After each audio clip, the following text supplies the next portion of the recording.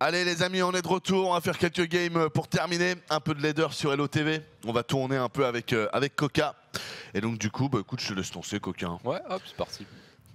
On va lire le chat aussi si jamais vous avez des questions ou autres. Là c'est Kerry qui a la tablette. Kerry qui est fondu dans le décor d'ailleurs. De notre sponsor Asus d'ailleurs, big up à Asus bien évidemment, Republic of Gamer, big up.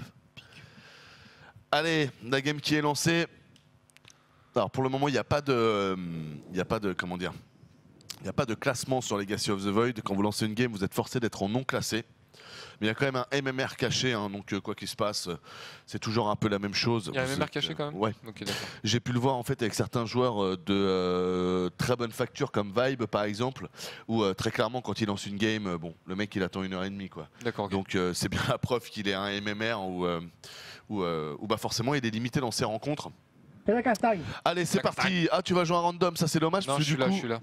Ouais, mais tu vas jouer un random. Ah, contre un random, ouais. Ouais, et du coup, bah, au début de partie, tu vois, tu peux pas directement te projeter dans une stratégie. Ouais, clairement. Allez, c'est parti pour ceux qui ne connaîtraient pas Legacy of the Void. C'est la prochaine extension de StarCraft 2. C'est ce qui va finir en quelque sorte le multiplayer de StarCraft 2. Car pour le moment sur Wings of Liberty comme sur HOTS, c'est un multiplayer qui n'était pas terminé, qui était en cours de comment dire, de réglage en quelque sorte, sachant qu'il manquait encore les nouvelles unités. Mais vous comprenez bien que dans un jeu aussi compliqué, il est impossible pour une équipe de développement de mettre directement toutes les unités que vous pouvez avoir en tête et d'ensuite faire un équilibrage. C'est pour ça que StarCraft 2 s'est équilibré de la manière qu'on a connue. Donc d'abord Wings of Liberty avec un nombre d'unités limité. Ensuite ça a été patché à de nombreuses reprises pour avoir une fin de Wings of Liberty plutôt bonne au niveau de la synergie, enfin pas au niveau de la synergie entre les unités mais plutôt au niveau de l'équilibre entre les unités. Après avec HOTS, les développeurs ont rajouté des nouvelles unités qui ont permis une meilleure dynamique que sur Wings of Liberty, parce que sur Wings of Liberty le peu d'unités faisait que vous étiez quand même très limité dans la composition d'armée. C'est ce qui a été chose faite. Encore une fois, on a eu droit à beaucoup de patchs pour faire en sorte qu'il n'y ait pas d'unité plus forte que les autres et pour finir sur un jeu équilibré. C'est ce qui a été à peu près le cas. Après, c'est vrai qu'HOTS a été un peu entaché avec l'histoire du Swarmhost qui a apporté une dynamique qui n'était pas voulue en fait par la communauté. Que penses-tu du croire? Ça marche, je te réponds à ça juste après. Et après, du coup, on est arrivé avec Legacy of the Void. Donc là, on est sur la première partie, c'est-à-dire pour le moment, ajout des nouvelles unités et donc du coup, nouvelle création de dynamique possible. Et donc l'alpha, la bêta va prendre un peu de temps. Blizzard a prévenu pour que quand le jeu sorte, on ait quand même quelque chose un socle assez solide. Et puis après, évidemment, il va nous falloir un an enfin, il va falloir à Blizzard un an pour faire un équilibrage entre les unités. Parmi les nouvelles unités, la dernière qui est arrivée est la nouvelle unité Terran, qui s'appelle donc le Liberator. Ah, on nous voit aussi. Ok. Comment ? Ouais, c'est ce que je viens de voir, ça marche. Qui est donc le Liberator. Donc le Liberator, c'est une unité aérienne Terran qui est léger de mémoire, en tout cas qui est fort contre le léger. Elle a une portée assez faible, plus haute que le Muta, mais clairement plus faible qu'un Viking. Je la porterai à 5, je dirais, sa portée. Donc une portée assez faible, une vitesse de déplacement qui est plus faible que les Muta, mais plus rapide qu'un Viking, donc qui est un peu entre les deux. Et donc la question du chat, c'est de savoir qu'est-ce que je pensais du Liberator. Alors déjà pour vous expliquer, parce que je pense que la plupart des gens qui sont restés ne connaissent peut-être pas forcément l'unité. C'est donc une unité qui vole avec un dégât de zone à l'aérien, c'est très fort contre Muta. Ça peut être sympa contre Corrupteur s'ils sont tous paqués. S'ils sont dépaqués, évidemment, c'est moins fort qu'un Viking contre Corrupteur. Et après vous avez une autre option, qui peut se rechercher une fois que vous avez l'armorerie dans le Laptech du spatioport, qui peut vous permettre de changer cette unité et lui permettre du coup d'attaquer au sol. Sa manière d'attaquer au sol est assez simple, c'est une sorte de dégâts de zone que vous enclenchez. Donc le raccourci initial c'est le E. Donc quand vous avez développé l'upgrade qui coûte 200 de minerai, 200 de gaz, Vous appuyez sur E, vous allez avoir une assez grosse zone quand même, hein, c'est-à-dire je dirais que le rayon fait clairement le double ou 2,5 fois par exemple le rayon que vous pouvez avoir pour un IEM ou pour un Fungal, donc vraiment c'est beaucoup plus massif. Et donc du coup vous allez choisir une zone sur la map, vous cliquez gauche, et une fois que vous cliquez gauche, le curseur que vous aviez est rouge, vous allez voir qu'il va changer en vert, qui va se modifier légèrement pour atteindre une forme qui sera sa forme. On va dire le sort est prêt et la marque deviendra donc verte et restera au sol.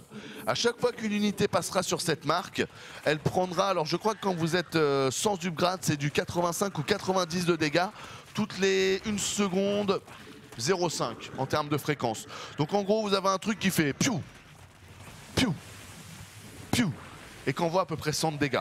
C'est un peu moins, mais dès que vous faites une upgrade, vous arrivez à 100, ça peut monter à 105, 110. Donc vous l'avez compris. Alors du coup, tu vas en refaire une, j'ai pas du tout suivi ta game. J'ai Bending all-in. Très bien joué Makai, well played.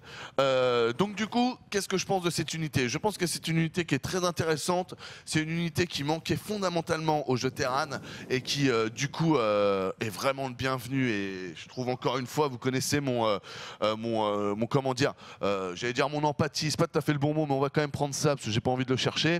Vous connaissez mon empathie et le respect que j'ai pour le talent des développeurs Blizzard. Et donc du coup, je trouve que c'est une très bonne unité déjà de base.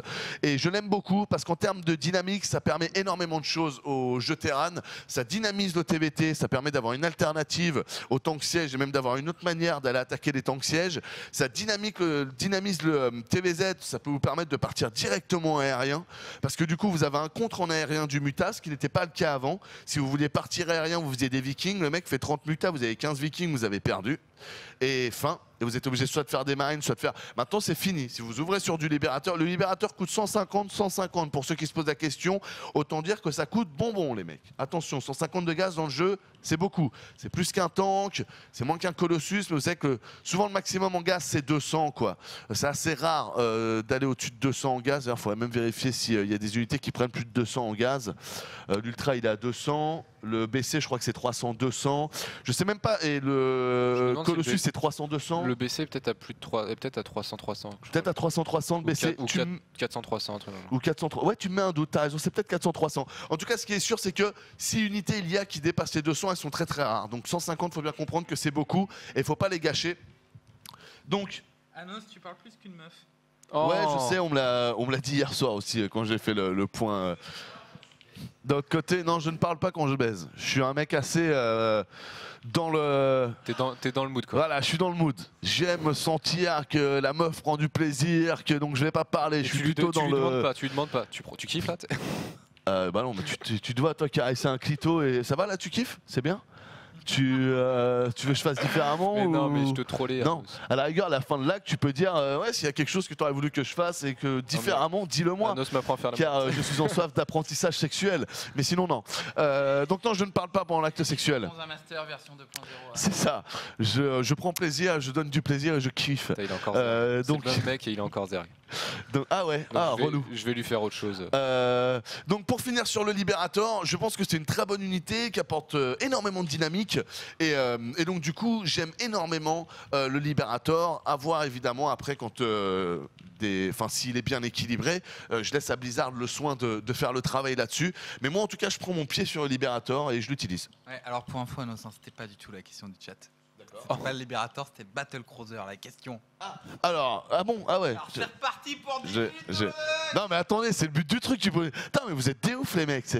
C'est comme si t'invitais un mec, un BFM TV, le mec commençait à parler. Ah ouais, tu parles plus qu'une meuf toi. Bon vous êtes prêts, on lui pose une question, on est reparti pour 10 minutes. Mais non mais tu m'as invité pour parler du con, bien sûr que... Putain, non mais la France part en couille les mecs. La grande phrase tout de suite, tu sais, le mec qui remet tout en cause. Bref, qu'est-ce que je disais? Le Battle Cruiser.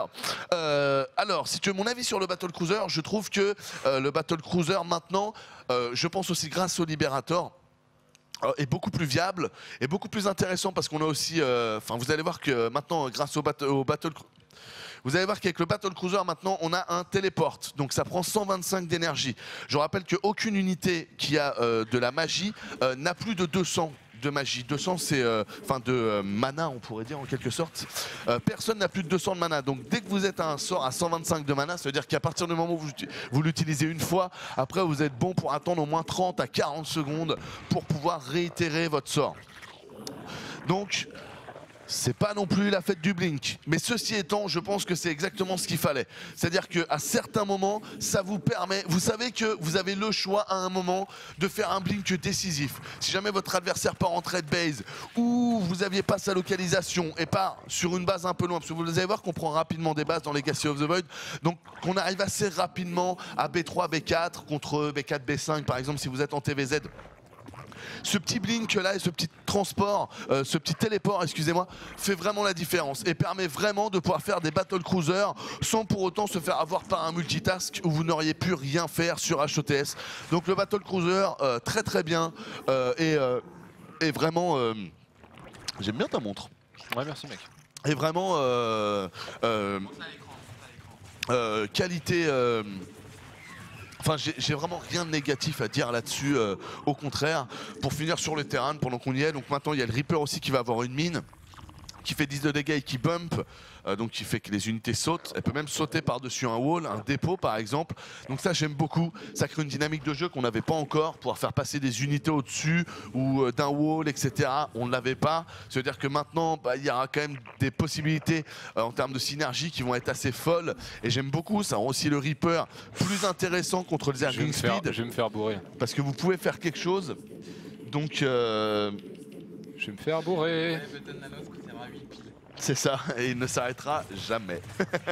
Et les gens qui me disent respire, vous inquiétez pas les mecs, j'ai 3 poumons, j'ai pas de problème de respiration, c'est cool. Bah écoute, c'est une bonne question. Voilà, là, je suis en train de me faire t'es fait bourrer, brain là, non? Ouais. Là en fait, c'est quoi? Il t'a fait le même BO que tu lui as fait dans la game 1, sauf que toi t'étais parti macro? Non, bah là il me fait un all-in speedling.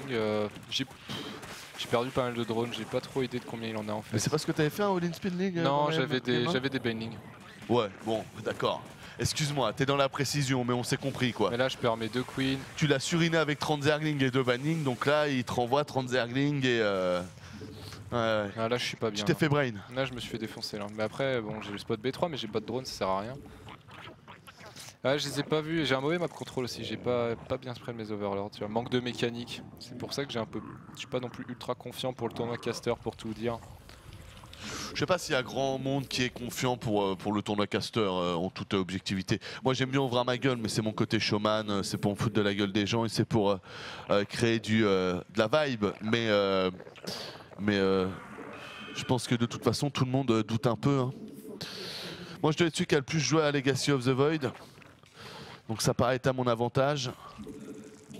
Mais comme t'es plus mauvais, ça rééquilibre. Ouais, et puis même j'étais en repos et j'avoue que pendant le repos j'ai vraiment pensé à me reposer quoi. Donc j'ai très peu joué depuis 2 semaines. Et puis bah vu que le tournoi il est mercredi et qu'on bosse tous les jours, je vais pas avoir grand temps pour me réentraîner. Mais bon, moi j'ai un talent inné, hein, donc l'un dans l'autre. Est-ce que j'ai vraiment besoin de m'entraîner? Bon, je pense que la question se situe plutôt là. Je pense que non en fait. Donc voilà, allez Coca qui nous refait quelques drones, y a pas d'autres questions?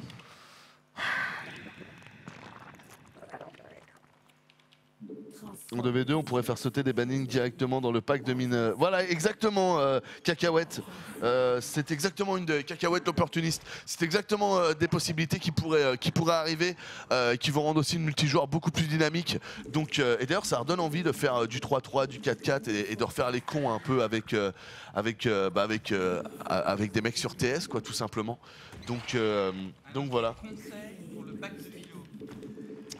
Non, je n'ai pas le bac. Je n'ai même pas passé le bac de philo. Bah non, je sais même pas c'est quoi un cours de philo. J'en ai jamais eu. Donc non, je peux pas te conseiller sur un truc que je ne connais pas. C'est comme si tu me disais Anos, voilà, je fais une culture de framboise, c'est-à-dire vis-à-vis de l'engrais. Non, je ne connais pas la culture de framboise et je mange très peu de framboise. Moi j'ai un conseil pour le bac de philo si vous voulez. Vas-y. Alors c'est un peu comme faire du dessin ou un truc comme ça, c'est un peu artistique donc je vous dirais laissez-vous aller. D'accord. Lâche-toi et n'aie pas peur de tes propos en quelque sorte. Non, mais je pense que c'est un bon conseil.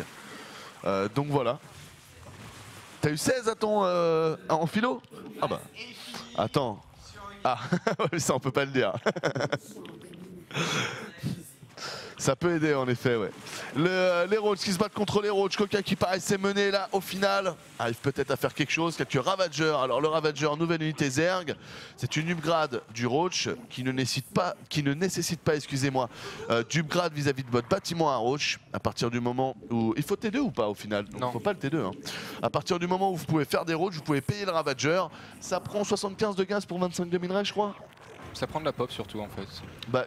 Si tu peux, ouais, non, on va je le suis un laisser de peu dans la fight, merde, mais après là. tu nous passeras le curseur sur V, comme ça on pourra s'en assurer. Un belle micro-gestion là. Alors là, moi ce que je vous conseille dans ce genre de cas de figure, à mon avis, ouais non, je suis pas sûr en fait, donc je vais pas prodiguer de conseils. Mais je pense que le Ravager n'est peut-être pas forcément un focus. Non, je pense pas non plus. C'est mais... pas le plus fort DPS en tête à tête. Si vous arrivez à éviter ces boules de feu, c'est pas la mort. Non, là, Ça c'est le sort du Ravager. Donc vous le voyez, ça crée une marque au sol. Quand vous envoyez le sort, vous attendez 1 seconde et demie à peu près et la boule retombe. Donc c'est un sort quand même qui demande une aptitude d'anticipation assez haute quand vous l'envoyez.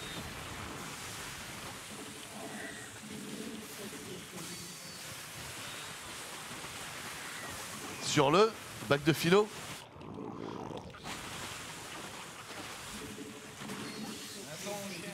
Ouais, je me suis fait croquer moi. Ouais, j'ai perdu. GG. J'ai pas... L'erreur a été, pour ceux qui ne savent pas, mauvais map control. Voilà, tout simplement. Très Bon mauvais bah map du coup control. relance-en une mec, ça fait le BO3. Ça marche. Bah faut que je retombe sur lui, tu vois. Qu'est-ce qu'il dit? Elle est bonne, elle est bonne. Pour le bac de philo, citation de Nietzsche, ce qui ne nous tue pas nous rend plus fort. Excellent. Bien vu. Bien vu. Zilou c'est un tueur. Hein. Ce mec c'est un tueur. Hein. Ouais. Voilà, elle est bonne. Est-ce qu'il s'assume à l'école, tu vois? Est-ce qu'il ose faire des vannes comme ça? Ce qui ne nous tue pas rend plus fort. Ah, y a Puis j'avais un pote quand ZVZ. j'étais jeune qui adorait cette expression. De toute façon c'est pas grave Yanos, ce qui tue pas rend plus fort. Oh, mais j'ai pris cher quand même là. Voilà, je boite. Ouais, des fois on lui disait ça. T'as pris cher quand même. Ouais. Alors moi en effet quand je joue sur ladder j'ai l'impression de faire que du TVZ. Mais c'est-à-dire constamment quoi. Mais là il était 2 C'est, fois aléatoire avant, c'est du hasard. Hein, le... Limite quand je joue pas un Zerg je suis choqué quoi. Je suis un peu quoi. On me demande non mais moi j'ai pas réfléchi aux autres match-ups là, moi je suis du juste coup, TVZ. du coup on te fait des adeptes quoi. Ouais, c'est ça. Mais je t'ai dit j'ai mon build le TVP pour contrer les adeptes donc c'est pas du tout ce qui m'embête moi le TVP. T'entends TKL. Mon match-up le plus faible je dirais sur Legacy of the Void c'est plutôt le TVT parce que j'ai rencontré très peu de joueurs Terran en fait tout simplement. Je trouve qu'il y en a peu sur le ladder. Et donc du coup j'ai pas eu le temps de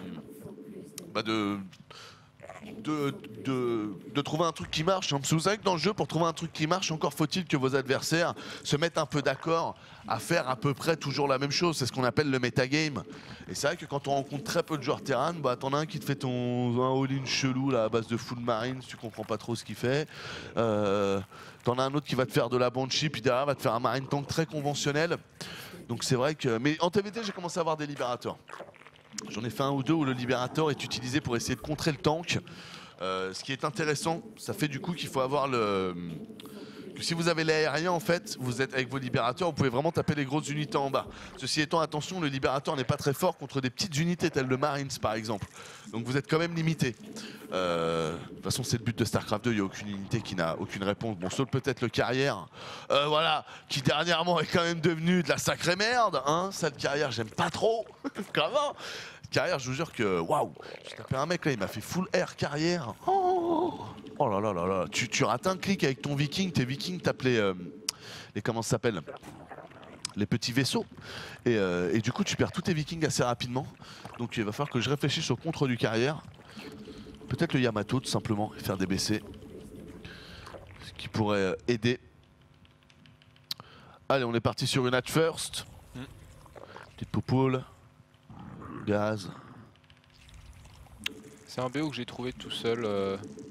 Parce que j'ai pas regardé de Zerg et j'ai remarqué qu'en fait quand tu fais Hatch 14, poule 14 et gaz 15, bah t'as de quoi faire tes 2 queens à la fin de la poule en fait. Voilà. Bah, je m'étais fait exactement la même remarque et pareil, de manière autonome. Mais c'est ça aussi qui est intéressant pour tous ceux qui ne pourront pas avoir peur de la bêta dans le sens où il y a plus de collecteurs au début, il faudra apprendre des build orders, etc. etc. Comprenez bien que c'est pas réellement le cas. Bien sûr que le jeu est accéléré, bien sûr que les build orders en termes de pattern vont être différents. Tu prendras plus ton gaz à 13 par exemple en Terran et tu feras plus de pool 10 en Zerg. Bon, bah, ça c'est sûr parce que tu commences avec 14 collecteurs. Mais derrière en fait la logique est toujours la même de développement. Et à partir du moment où vous connaissez les build orders d'HOTS, vous avez l'armature du développement. Par exemple en proto, si vous connaissez votre build order, vous connaissez l'ordre. Vous savez qu'après une gateway, il faut prendre ses gaz.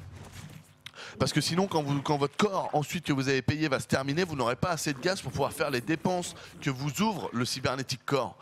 En Zerg, c'est pareil. Vous savez très bien que de toute façon, au début, il vous faut une base et qu'après, vous voulez avoir du gaz assez rapidement pour pouvoir ouvrir votre technologie. Et en Terran, c'est pareil. Le 1-1-1 reste un 1-1-1.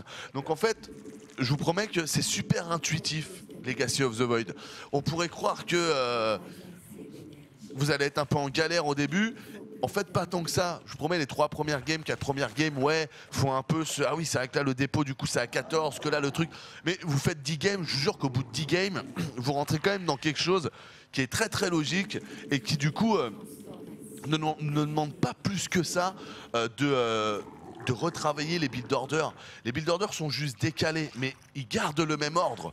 La seule chose qui va changer, c'est qu'un truc qui se faisait à 9, il se fera à 15.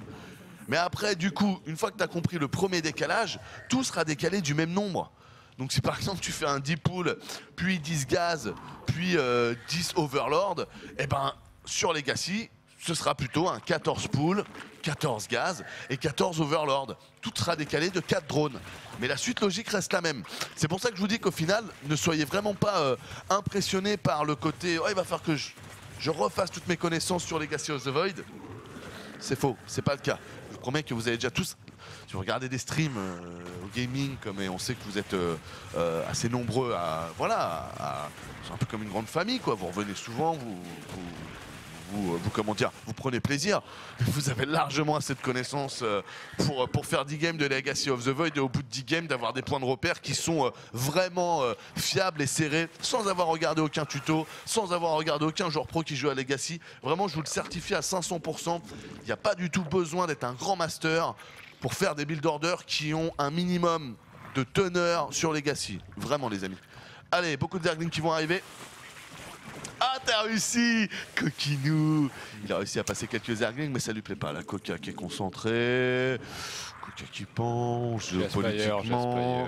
Il faudrait envahir tel pays, on prend leur pétrole, on est mieux. Après, ce qu'on fait, c'est que... Comment? Le Zergling qui va continuer à attaquer. Je te sentirais bien sur une petite pause de B3. Je pars Muta et il a des roches, c'est pas moi, donc j'ai pas envie de... Ah, tu pars Muta? D'accord. Ouais, j'avais pas du tout vu. Non, n'hésite pas à m'envoyer chier, hein. J'ai pas du tout suivi la game, donc quand je t'envoie des calls, il y a des chances qu'il soit pourri. Hein. Je l'assume. Faut que je coupe ce truc, ça va me foutre un torticolis dans moins de 3 minutes. Ah, la ventile qui est frais à nos. Tant qu'il prend pas sa B3, moi je suis bien. Je préfère avoir chaud, c'est pas grave. Allez, les petits Zerglings. I want to. T'as combien de gaz? Oh, t'as 800 mec, hein. Tu vas pouvoir faire 9 mutas là. C'est ça.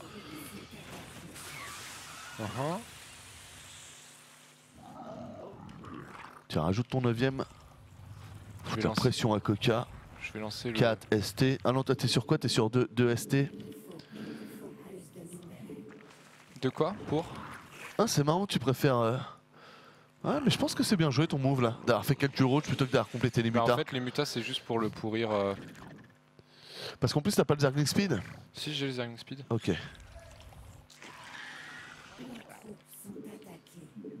Mais là, il me faut des roads dans l'immédiat, tu vois.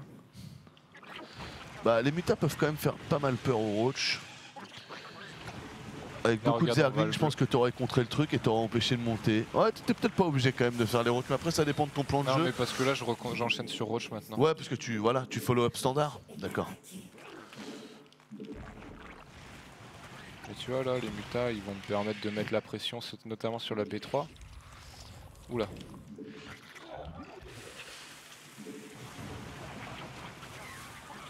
Ah, il est dans la donation là quand même ton adversaire. Petit Ravager qui va se mettre bien. Ouais, il faut que je l'annule. Pas sûr. Ouais, si, très bien vu. Je pensais que, bah, que ça tomberait un peu plus vite quand même. T'as pas mal de mutas, t'as quelques roach. Ouais, mais il est 1-1 en fait. Ah, il est 1-1, d'accord. C'est pour ça. Ok, ça explique. Et c'est vrai que j'ai été assez étonné de voir la résistance des unités. Alors là, vous pouvez le voir, hein, vous voyez que sur les roach, il n'y a plus en fait le speed roach. Je dis pas de bêtises. Alors, si, il y a encore. Il y a encore le speed roach. C'est quoi ça? Amen. Ça, c'est con. Il y a une ubrade qui a sauté en Zerg, c'est laquelle? C'est le bureau? En fait, ils peuvent se bureau move. Dès qu'ils ont le bureau, ils peuvent se move. Ouais. Mais tu peux faire une amélioration qui fait qu'ils vont se déplacer encore un peu plus vite. D'accord. C'est pour ça que l'upgrade est resté quand même sur le bata roach, mais que, ok. Donc maintenant, pour déplacer les roach sous terre, vous avez juste besoin du bureau. Ceci étant, l'ancien upgrade est toujours là pour que vous puissiez déplacer plus rapidement, C'est ça. comme vient de vous l'expliquer Coca. J'ai envie de tenter leur cœur. J'en ai pas beaucoup fait encore. Ah, leur cœur, c'est tellement de la qualité. Est-ce qu'il n'y a pas moyen de lui gratter? Voilà, genre ça là. Ça fait plaisir ça.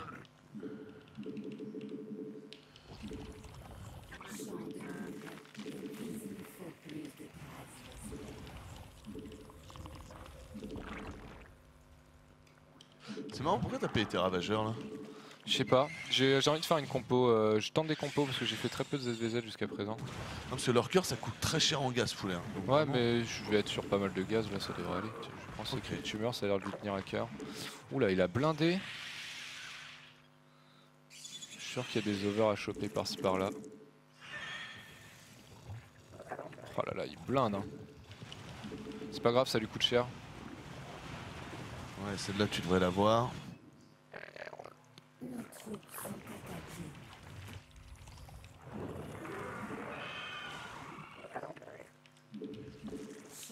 Je manque un peu de larves là, j'ai beaucoup de minerais.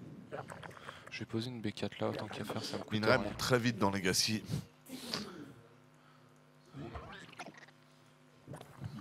Allez, le 2-2 qui est envoyé, ça c'est fat. Et ouais, ça c'est toute la problématique. Si tu veux des leur cœur tout de suite, du coup t'as pas la portée. Et vous voyez qu'il n'y a plus du grade de déplacement aussi pour les mutas. Merci pour les hydras. Donc c'est un buff évidemment, c'est pas un nerf. Hein. L'unité est rapide. C'est pas que tu peux plus la rendre rapide, c'est plutôt l'inverse. C'est qu'on te le donne en fait dès le début. Il est encore là l'enfant? Ouais. Mais là je trouve qu'on est pas trop mal à nos, je sais pas ce que t'en penses. Je pense aussi qu'il n'y a pas trop mal. En termes d'armée, il a pas énormément je trouve. On a mieux macro-clé alors que franchement on était derrière. À moins qu'il nous cache des trucs, mais non, j'ai l'impression que tout est là. Hein.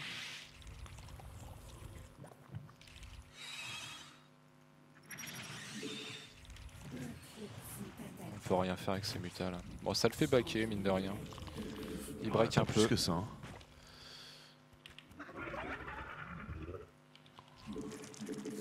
Ouais, t'as beaucoup là. Pourquoi tu sors, mec? Est-ce que parce tu viens que en haut de ta rampe? Bah, non, je vais le arrête. défoncer. Ouais, j'avoue, c'est bien joué. C'est vrai qu'il arrive en longueur. Surtout qu'il a des hydras et moi j'ai du roach pick, donc voilà, c'est pour moi. Hein. Ouais, je suis d'accord. C'est lui qui offre. Mais ça aurait été pour toi aussi en haut de la rampe avec encore moins de... Mais c'est vrai que non, t'as raison, il était sur la longueur, donc non, c'est bien joué. Mais c'est que tu m'as vraiment étonné à sortir quand t'as un mec qui arrive comme ça. Moi souvent je me dis ouais bah bien, viens, viens sur ma rampe, je t'attends. Gaming SC2, que penses-tu du métier de streamer aujourd'hui à Anno? C'est ce qu'on peut encore devenir streamer et vivre de sa passion? Donc c'est la question de Snorana.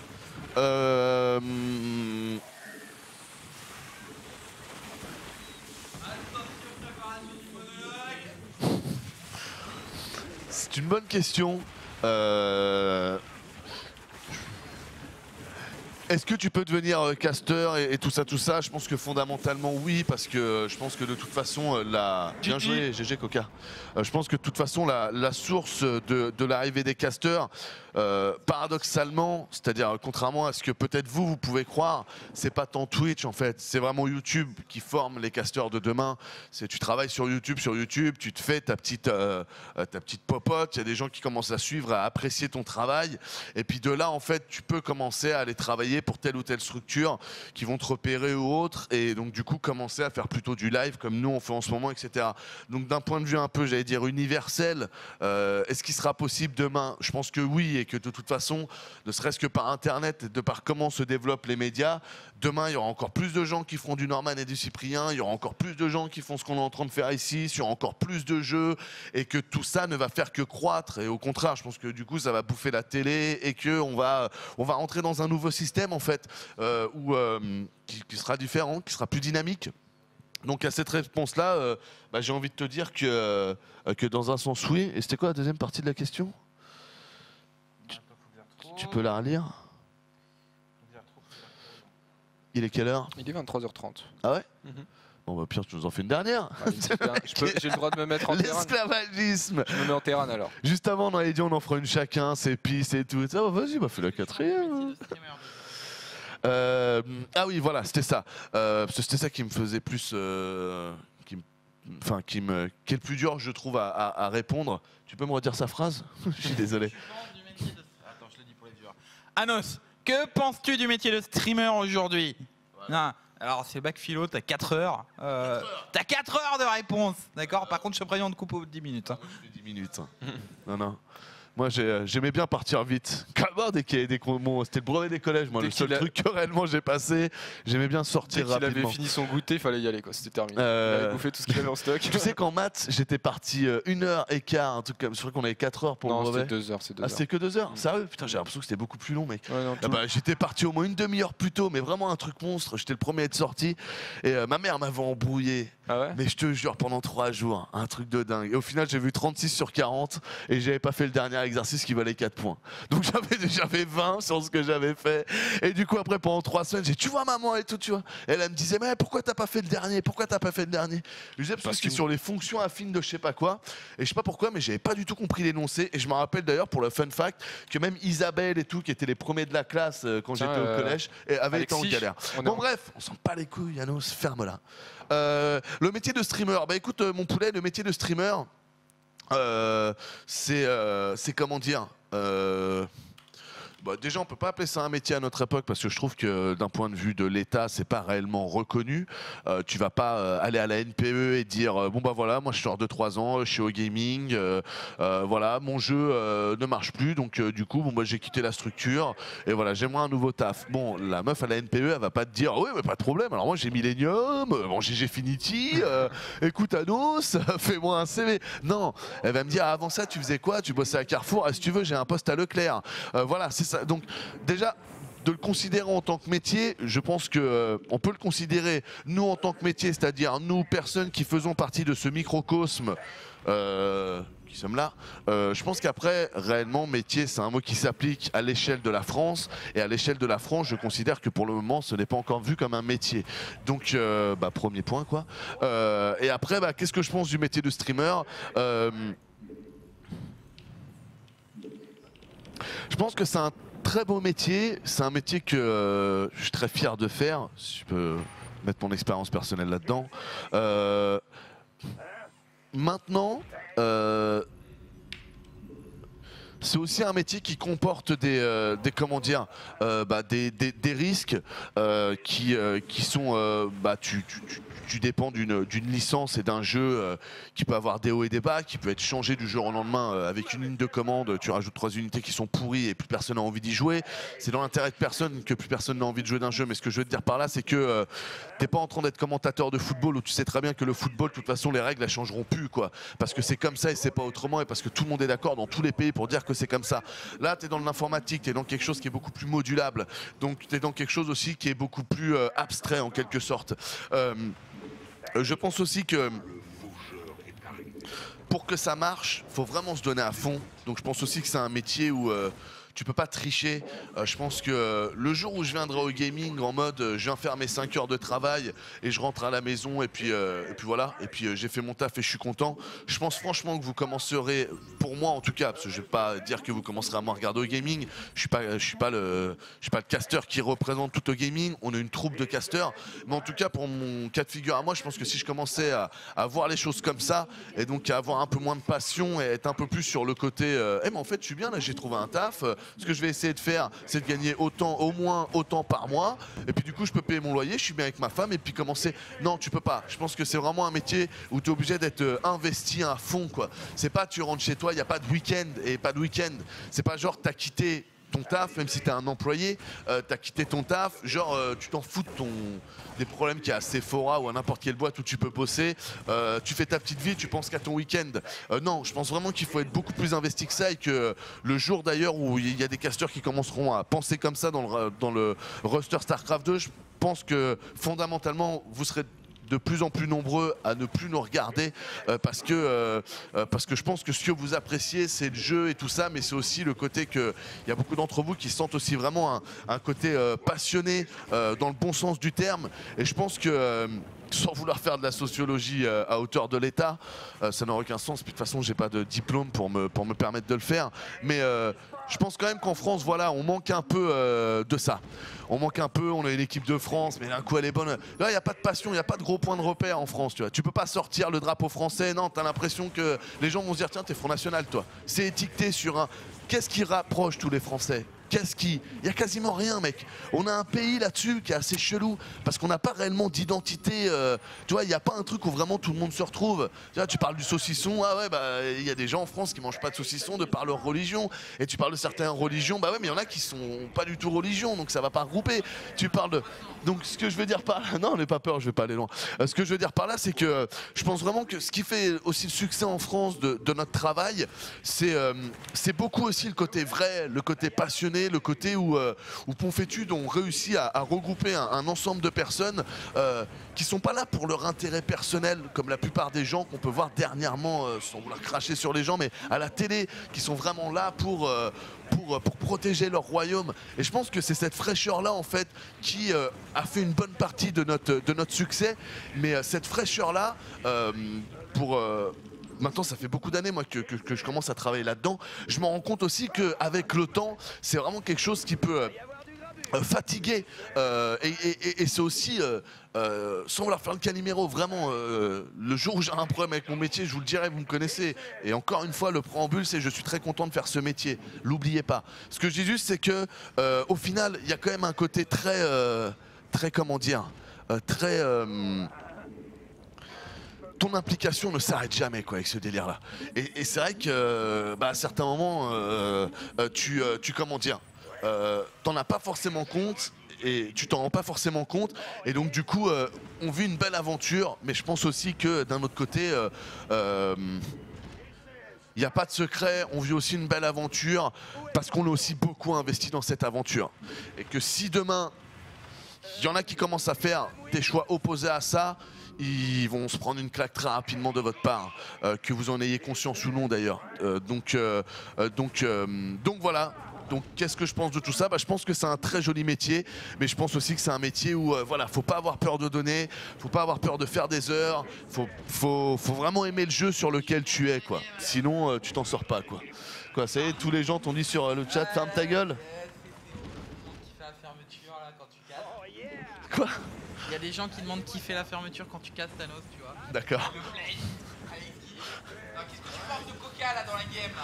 Bon, j'espère qu'au moins la personne qui avait posé la question sera satisfaite de la réponse, parce que putain, tu te fais chier à parler 30 minutes pour au final entendre, ah bon, qu'est-ce que tu penses de la game là, c'est bon, ferme ta gueule maintenant, ça fait super plaisir.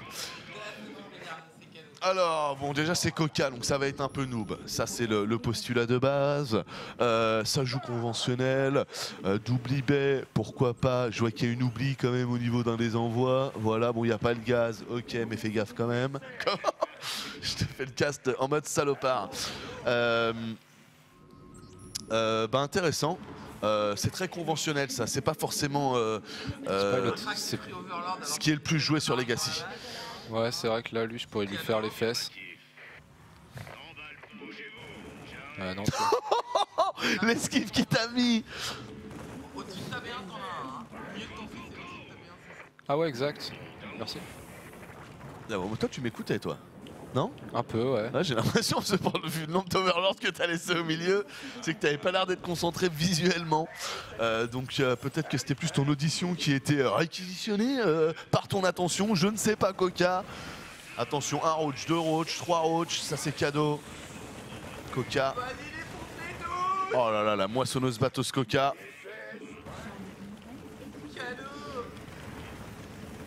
Ah, il m'a snipé, hein. Faut pas me sniper, moi. Il a toujours eu des gens qui m'agressent. J'ai envie d'agression là. Anos, t'as regardé Jurassic World? Non. Mais j'aimerais bien le voir. Mais le problème c'est que j'ai un enfant, c'est compliqué d'aller au cinéma pour moi. Faut que je la fasse garder, tout ça, tout ça. Tu penses quoi du streamer Anos? J'ai déjà répondu. Tony Montanos. Il faut toute une armée pour l'arrêter de parler. Pas mal, Sven45. Merci Carnot. En attendant, t'as le gars qui essaie de gagner sa game. C'est ça, Rockstar, chacun son taf. Lui, vous entertain au niveau visuel. Moi, j'entertain au niveau auditif. Kerry devrait faire les papilles. Mais bon, ça coûte cher d'envoyer de la Loresto à tout le monde, alors pour le moment, on fait pas. Deux questions pour toi. Qu'est-ce que tu prends et est-ce qu'il t'en reste? Il ne m'en reste pas. Il ne m'en reste pas. Mais c'est vrai que c'est de la bonne. Hein. Là-dessus, je t'avoue que j'ai un fournisseur totalement attitré. Merci beaucoup Anno, j'ai pas tout suivi mais j'ai compris ce que tu voulais dire. Merci à toi Snorana. Ok, encore j'ai eu le temps de mettre J'ai eu le temps de mettre mon linge dans la sécheuse et d'aller au marché du coin. Et Anno, c'est toujours sur le même sujet. Le Moondraft. Merci Katou, SC2. Dès que je fais un monologue, il y a toujours 10 mecs pour dire que je suis drogué quoi. C'est un truc, c'est laisse tomber quoi. C'est il prend quoi? Mais c'est un ouf, je veux la même. Je veux la même. Non mais vraiment. Moi aussi je veux planer quoi. Laissez-moi vivre. Anos plutôt sushi ou poulet? Poulet. Un peu déçu qu'on ne parle pas assez des protos vu qu'il n'y en a pas beaucoup chez OGTV, mais qu'est-ce que tu penses Anos de l'avenir des protos, Nerf Colossus, Nerf Mothership Core, etc. De manière générale, je m'inquiète pas du tout pour la race Protoss. C'est pas du tout une histoire de qui est Terran, qui est Zerg, qui est tout ça. C'est juste une histoire qu'on a des développeurs en face quand même qui sont très talentueux et qui vont pas laisser une race se faire dominer par les deux autres. Pas du tout. Je suis désolé pour. Ah bah tu manques. Mais tant que les gens l'ont vu, hein, moi je suis content. Donc déjà d'un point de vue on va dire très global, il n'y a aucune raison que la race Protoss soit plus faible ou plus forte qu'une autre. Après d'un point de vue Nerf et compagnie, il faut attendre. Legacy of the Void est encore très jeune. Et le problème que j'ai pour juger Legacy of the Void, c'est que pour le moment, ce que j'estime être les vrais joueurs créatifs, donc les top core, ne jouent pas à Legacy of the Void. Et quand ils y jouent, c'est vraiment, ils y jouent comme moi quand je fais une partie d'Heroes of Might and Magic, quoi. C'est genre, bon tiens, je vais passer 1 heure à faire autre chose. Well played mon bon Coca. Ça c'est bien montré aux gens, ça c'est montré ça. Donc pour le moment c'est très dur de dire est-ce que Protoss est trop faible ou trop fort. Et donc je pense qu'il faut encore être patient, mais en tout cas si je peux te donner un conseil, n'aie vraiment pas peur si tu joues Protoss et que tu n'aimes que la race Protoss, de moindres problèmes dans le futur. Le jeu est fait pour être bien équilibré et sera bien équilibré, donc vraiment ne t'inquiète pas. Voilà, Ados, pour finir, split de porte, dit en bas des blocs mon gars. Bien sûr. FC4 de la rime. Ah, il était propre, il était excellent, en bas des blocs. C'est la psychiatre là de la Lémia. Anos, t'as écouté Necfeu? Ouais, j'ai écouté, au risque de décevoir beaucoup de gens. Je n'aime pas trop ce que. J'ai pas trop accroché à ce que fait Necfeu. Donc voilà. Et pour te répondre aussi, vu que c'est un peu la guéguerre du moment, comment ils appellent déjà? Gimzo là? Mince. Gimli, un rappeur. Renoir qui a fait Rap Contender. Non, c'est ok, laisse tomber. Non, j'ai fait une question pour un champion là. Je vois que t'es pas du tout dedans. Gizmo. Et par contre, Gizmo me fait vraiment rigoler dans ses interviews à toujours tacler Necfeu et à s'estimer être le meilleur rappeur de France. Voilà. Et allez, pour finir.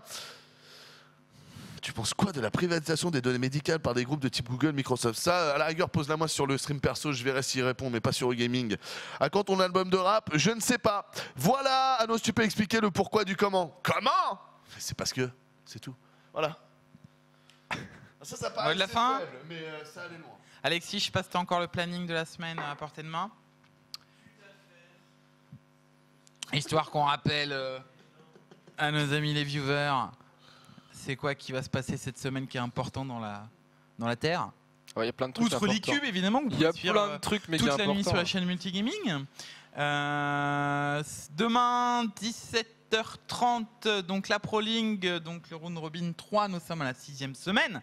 Anos, tu castes avec Ponf et FNK. Tout à fait. Et là, ça va être chaud parce que là, ça va vraiment se dessiner, là, hein, parce qu'on arrive à la fin. 17h30, exactement, le pré-show. Mercredi, la petite nouveauté de la semaine, la grosse nouveauté de la semaine, c'est donc le ladder de Todd. Todd, voilà, qui va venir faire de temps en temps des sessions de ladder avec nous. Donc c'est sa première, venez le troller, venez lui poser plein de questions. Venez le sniper en direct sur Gaming. Et juste derrière, tournoi des casters, groupe A, donc Ponf, Anos, Funka le mercredi aux commentaires. On ouvrira avec Imre Coca. Donc on ouvrira avec une défaite de ta part, mon Coca. Ah, je C'est cadeau. vais trahir demain soir. Voilà, donc Imre Coca TKL pour le premier groupe. Pour les anciens, c'est des groupes en mode Warround. Le jeudi, Petit Drogo qui fait son ladder. Et donc tournoi des casters groupe B. Donc on aura en ouverture un match de ski, le Ponf Funka. Ensuite, histoire qu'il faut, faut bien évidemment descendre un petit peu le niveau. Donc on va accueillir Anos, histoire que vous puissiez vous référencier à quelqu'un tu vois, qui est d'un niveau un peu plus humain, un peu plus conventionnel. Après, c'est la barbaque, c'est Voilà. le curly, c'est Ponfanos. Voilà, Ponfanos, c'est cadeau. C'est un petit peu le trou normand, tu vois.